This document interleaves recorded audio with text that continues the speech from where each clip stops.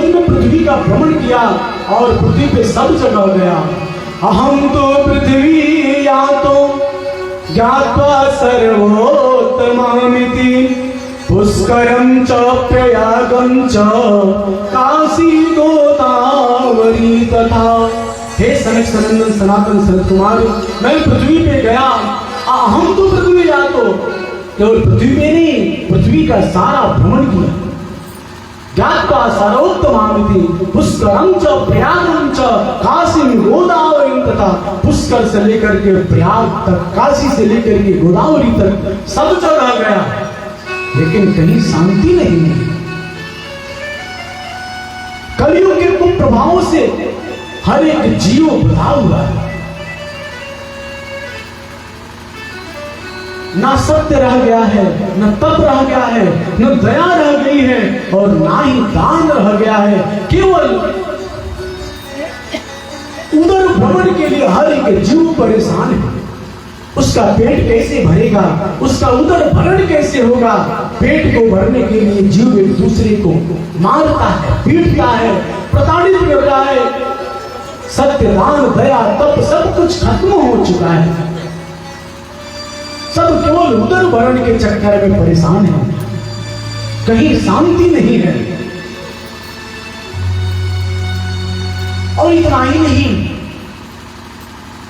एक दूसरे का, संत का, अतिथि का, ब्राह्मण का सम्मान खत्म हो गया है। कोई किसी का महत्व नहीं दे रहा है। कलयुग में कन्याएं भेजी जा रही हैं।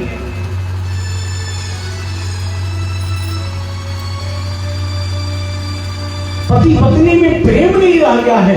कन्या विक्रयणो लोभात् दंपति नाम च कलकलम। पति पत्नी परिवार से अलग हैं, फिर भी उनमें आपसी सामंजस्य नहीं है। पति पत्नी में प्रेम नहीं है। कन्याओं का विवाह नहीं हो रहा है, कन्याएं बेची जा रही हैं। देखो, भगवान कृष्ण धरा धाम पे आए तो मात्र भगवान को तीन ही चीज आज भी प्रिय है। कृष्ण को प्यारे तीन है, गीता, गोपी, गाय। भगवान कृष्ण तीन ही को मानते हैं, गीता को मानते हैं, और गोपियों का भगवान बहुत सम्मान करते हैं, और गाय। लेकिन कलयुग में गाय काटी जा रही है। गोपी कन्याओं को देखो क्या किया जा रहा है, कितना उसके प्रति दुर्व्यवहार, दुर्विचार रखा जा रहा है। आए दिन क्या क्या सुनने को मिल रहा है।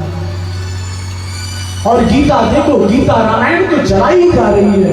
ये कलयुग का तो प्रभाव है। क्या जो भगवान को प्रिय है उसको भी आज उसका सम्मान नहीं है, उसका महत्व नहीं है, उसको हम है दृष्टि से देख रहे हैं। माता पिता का, गुरुजनों का सम्मान नहीं रह गया है। कन्या विक्रयणो लोभात् दंपति नाम च कलकलम। पति पत्नी में पट नहीं रहा है, आपसी सामंजस्य नहीं है। घर में बड़े बुजुर्ग माता पिता का सम्मान नहीं है। घर में कोई नया काम करना है तो बड़े बुजुर्गों से राय नहीं लिया जाता है। अब आज राय किसके लिए लिया जाता है?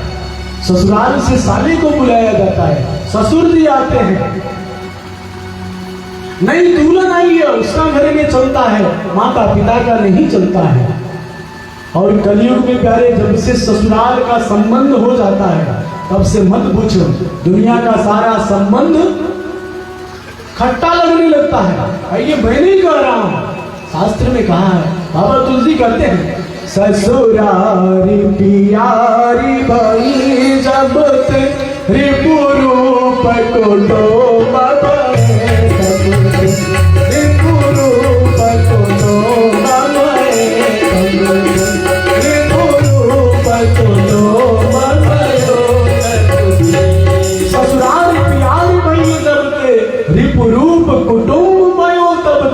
जब से ससुराल से संबंध हो जाता है तब से ससुराल के अलावा दुनिया का सारा संबंध। नारद जी बता रहे हैं सरकार ऋषियों से कि देखो, नई दुल्हन घर में आ रही है, वो सोचती है कि मेरा चले, मैं जो कहूँ बड़े बुजुर्ग बूढ़े माने। और एक बात आपको बता दें प्यारे, जवानी में जोश होता है तो होश नहीं होता है, और बुढ़ापे में होश होता है तो जोश नहीं होता है, और जब तक होश और जोश नहीं मिलता है तब तक कोई कार्य सिद्ध नहीं होता है। इसलिए देखो, युवाओं को भाई करना यूनिक है, युवाओं को ही कार्य करना है, करना भी चाहिए, लेकिन घर में बड़े बुजुर्ग माता पिता से राय लेना चाहिए। भाई वो कर तो कुछ नहीं सकते हैं, लेकिन उनसे राय लेना चाहिए कि पिताजी ये कार्य करने चल रहे हैं, आपका क्या राय है। उतने से जब माता पिता इस बात को सुनते हैं कि मेरा बेटा मेरी बहू मुझसे राय लेती है, तो माता पिता का जो मन होता है बड़ा प्रफुल्लित होता है, बड़ा आनंद आता है प्यारे। जब माता पिता सुनते हैं कि मेरा बेटा मेरी बहू मुझसे पूछ रहे हैं, कोई भी कार्य करना हो तो मेरा आदेश ले रहे हैं। देखो, उनको केवल इतना ही चाहिए, और आप अपने मन से करो, वो आपको रोकने भी नहीं जाते। और कलयुग में क्या कहना है प्यारे, जब से संबंध हो जाता है, पत्नी आ जाती है, तब से मत पूछो। नारद जी बताते हैं, दंपति नाम च कलकलम, पति पत्नी में पड़ता नहीं, आपस में सब लड़ाई कर रहे हैं। देखो, जब तक विवाह नहीं हुआ है तब तक कितने बेचैन रहते हैं, जबकि विवाह नहीं हुआ है। विवाह हो जाए, और विवाह हो जाने के बाद जिनका हो गया उनसे पूछो, उनके बेचारे कितने बेचैन रहते हैं। होने के 2 साल के बाद उनसे पूछो कि क्या आनंद कैसे चल रहा है, वो कहते हैं कि कहां से हो गए। जिसका नहीं हुआ वो होने के लिए बेचैन रहता है। एक बार एक भाई की विवाह हुई, नई नवीली दुल्हन आई, बड़ी सुंदर थी, बेचारा अपनी पत्नी से बड़ा प्रेम करता था। पत्नी अच्छी थी, सुंदर थी, पत्नी के प्रति बड़ा आसक्त था, बड़ा प्रेम करता था। कुछ दिन पत्नी पति के घर में रही, उसके बाद उसको उसके मायके वाले आए, और एक प्रथा थी कि कुछ दिन के बाद बहू अपने मायके जाती है। ये शायद सब कुछ जगह का प्रथा होता है, वहां भी बहू को मायके जाना था। उसका समय आ गया, अब वो जब मायके जाने के लिए तैयार हुई, उसका पति बेचारा रोने लगा। वो कहा कि भाई मुझको छोड़ के जा रही हो, मैं कैसे रहूंगा। पत्नी कहने लगी कि भाई 2-4 दिन का तो ये बात है, रस्म पूरी हो जाएगी, मैं फिर चली आऊंगी, ये 2-4 दिन में क्या जा रहा है। पति बेचारा कहने लगा कि मैं किसके सहारे रहूंगा। पति को बड़ा कष्ट हुआ, बेचारा बहुत रोने लगा, और पत्नी को छोड़ने स्टेशन पे गया। स्टेशन पे भी जाके अब ट्रेन आने में विलंब था, पति पत्नी बैठ गए और बेचारा रोने लगा। बड़ा कष्ट था कि पत्नी जा रही है, बहुत रो रहा था बेचारा। अब तब तक उसकी नजर बगल सामने वाले स्टेशन के एक सीट पे पड़ी, वहां भी देख रहा है उसी जैसे नौजवान बैठ के वो भी रो रहा है। अब जब उसको रोती देखा तो ये अपना रोना भूल गया। जब उस आदमी को रोते देखा तो ये अपना रोना भूल गया। ये सोचने लगा कि भाई मेरी पत्नी जा रही है तो मैं रो रहा हूं, पत्नी के जाने के गम में वो क्यों रो रहा है। उसके पास गया और जाकर के पूछा कि भाई तू क्यों रो रहा है।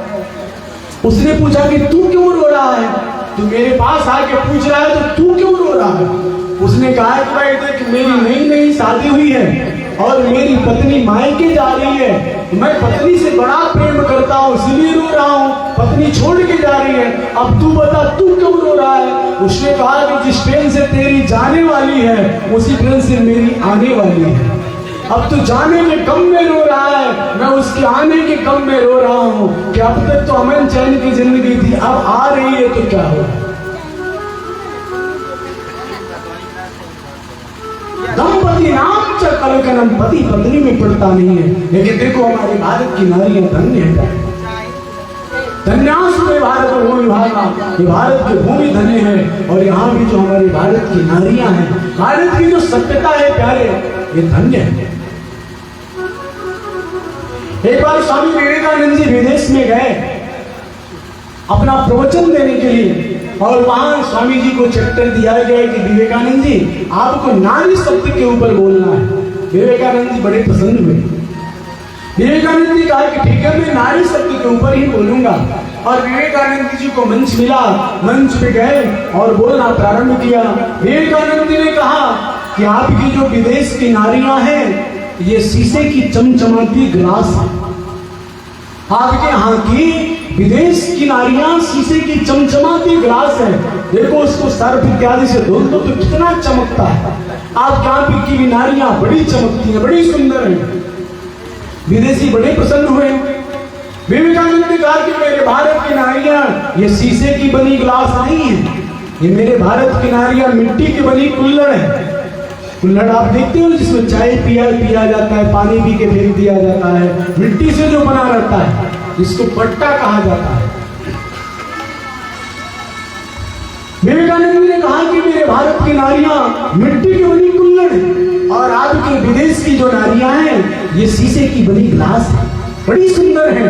मेरे भारत की तो मिट्टी की बनी कुल्हड़ है, उतनी सुंदर नहीं है। अब देखो शीशे की ग्लास और मिट्टी की कुल्हड़ में अंतर है कि नहीं? ग्लास खूब चमकता है और कुल्हड़ चमकता नहीं है। मिट्टी का कुम्हार के आवाज से निकाल के आया जाता है, उसमें राख इत्यादि लगा रहता है। आप कुल्हड़ में चाय पीने जाओ, दुकानदार उसको झाड़ के उसी में चाय दे देता है, आप पी के फेंक देते हो।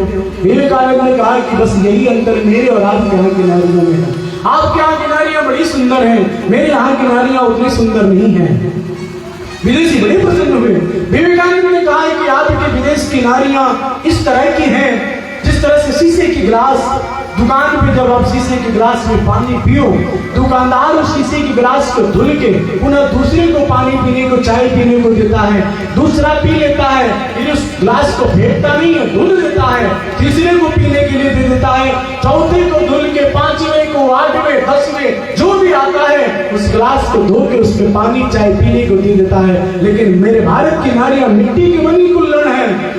एक बार जिस पुरुष के ओर से लग जाती हैं, दोबारा अपने आप को टूट के चकनाचूर कर देती हैं प्यारे, लेकिन कभी दोबारा दूसरे पुरुष के ओर से लगना अपने आप को पसंद नहीं करती हैं। ये मेरे भारत की नारियां, ये मेरे भारत की नारियों की संस्कृति है प्यारे। धन्यासुते भारत भूमि भागा, ये भारत की भूमि धन्य है, ये भारत का संस्कार धन्य है, जहां आज हम और आप जन्म लिए।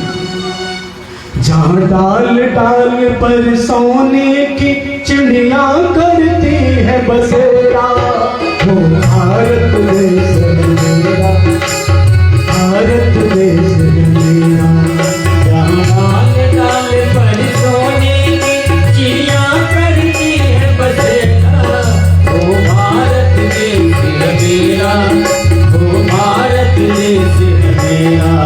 जहाँ सत्य अहिंसा और धर्म का लगता पग पग डेरा, वो भारत देश मेरा, वो भारत देश मेरा।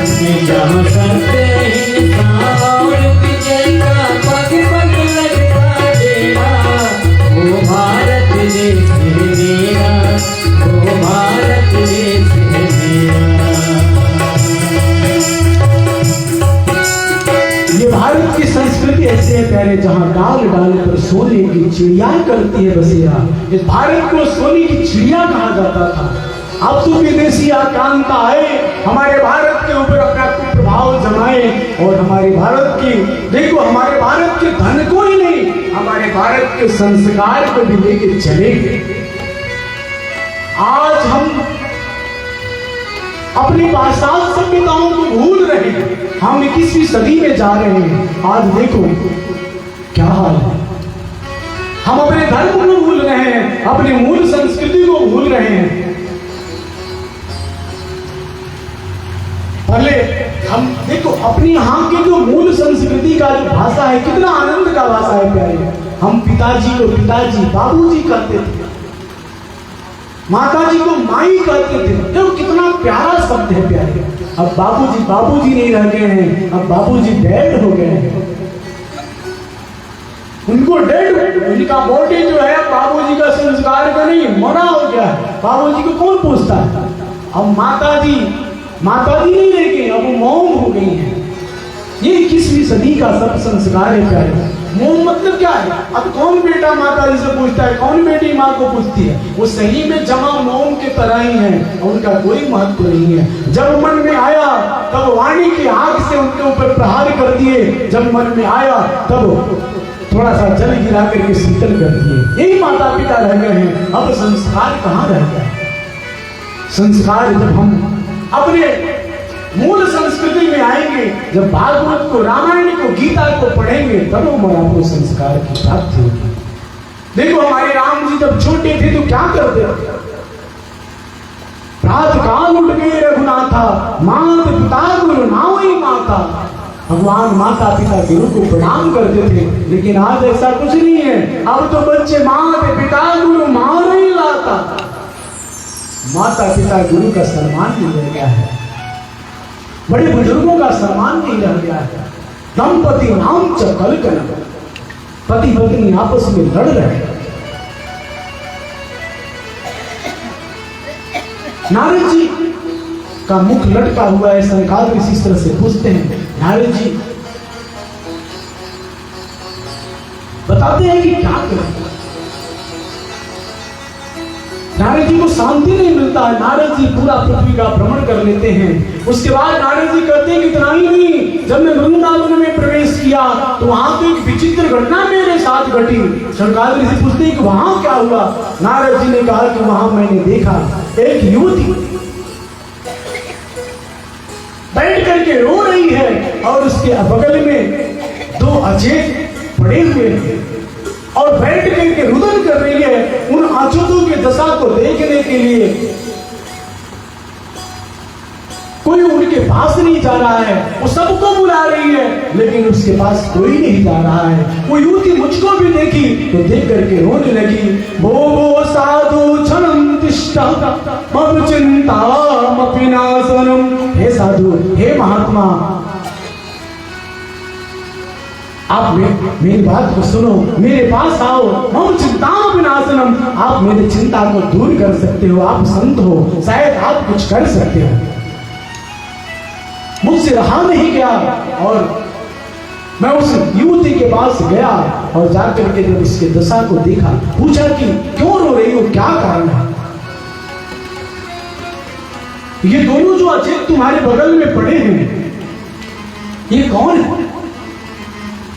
बेचारी रोते हुए बताई कि प्रभु मेरा नाम भक्ति है और ये जो दो अचेत पड़े हुए हैं ये मेरे दोनों पुत्र हैं। ज्ञान और वैराग्य मेरे पुत्र हैं, ये दोनों और कोई नहीं, मेरे अपने ही बेटे हैं। और मैं पृथ्वी पे आई,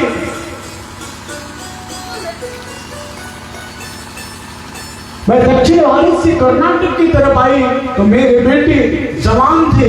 कर्नाटक से जब मैं इधर बढ़ने लगी, उत्तर भारत की तरफ आने लगी, तो मेरे बेटे धीरे धीरे इनके ऊपर वृद्धावस्था आने लगा। और जब मैं वृंदावन में आई तो मेरे दोनों बेटे अचेत हो गए। ज्ञान और वैराग्य दोनों अचेत अवस्था में पड़ गए। अब इनको पूछने वाला कोई नहीं रह गया। अब आप बताओ कि मेरे बेटे स्वस्थ नहीं है, फिर मैं रह करके क्या करूंगा? मेरा रहना तो बेकार है। जिस माँ का बेटा अगर स्वस्थ नहीं है, वो माँ इस धराधाम पे कैसे रह सकती है? नारद जी ने कहा कि माँ बताओ मैं क्या कर सकता हूं?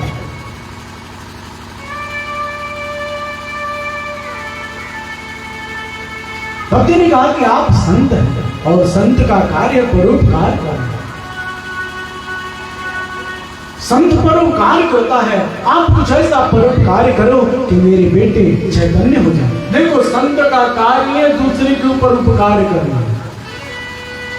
परोपकार वचन मन काया, परोपकार वचन मन काया, परोपकार वचन मन काया,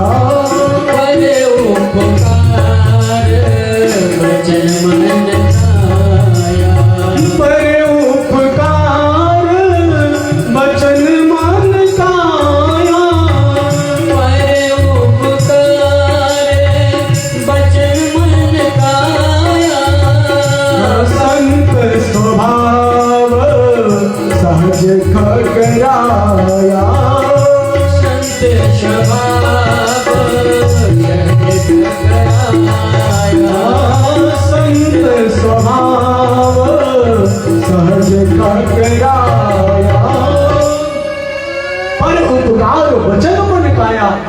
का कार्य क्या होता है? परोपकार करें। परोपकार वचन से, मन से, कर्म से दूसरे का उपकार करे, वही साधु है। कोई ऐसा जरूरी नहीं कि जो पीला भगवा वस्त्र पहना हो, माथे पे चंदन लगाया हो, बड़ा कंठी गले में डाला हो, वही साधु है। ऐसा कुछ नहीं है। जो अपने मन से, वचन से और कर्म से दूसरों का सुख करता है, दूसरों का कल्याण करता है, वही साधु है। चाहे वो पैंट शर्ट पहनता हो, चाहे धोती कुर्ता पहनता हो या टीका चंदन लगाता हो, वही साधु, वही संत है। वेश से कोई साधु नहीं होता है प्यारे, साधु कर्म से होता है। प्रेम से बोलिए बाल कृष्ण लाल की जय हो। अब भक्ति नारद जी से कहती है कि प्रभु आप मेरे बच्चों को चैतन्य करने के लिए कुछ उपाय करें। नारद जी भक्ति के वचन को परिपूर्ण करने के लिए गीता का पाठ करते हैं, वेद का पाठ करते हैं, वेदांत का पाठ करते हैं। गीता पाठेर मुहुर्मुहुः, गीता का जो बार बार पाठ करते हैं, लेकिन फिर भी ज्ञान और वैराग्य के ऊपर कोई प्रभाव नहीं होता है। नारद जी सब कुछ कर लेते हैं। नारद जैसा ज्ञानी के करने के बाद भी ज्ञान और वैराग्य को चैतन्यता नहीं आती है। नारद जी बड़े चक्कर में पड़ जाते हैं। नारद जी भगवान सूर्य को स्मरण करते हैं और आकाशवाणी होती है कि नारद, अगर ज्ञान वैराग्य को चैतन्य करना चाहते हो तो श्रीमद् भागवत आलाप सतगीत सुधाधि जाओ, जाकर करने के लिए चल पड़ते हैं। अब सत्कर्म क्या है?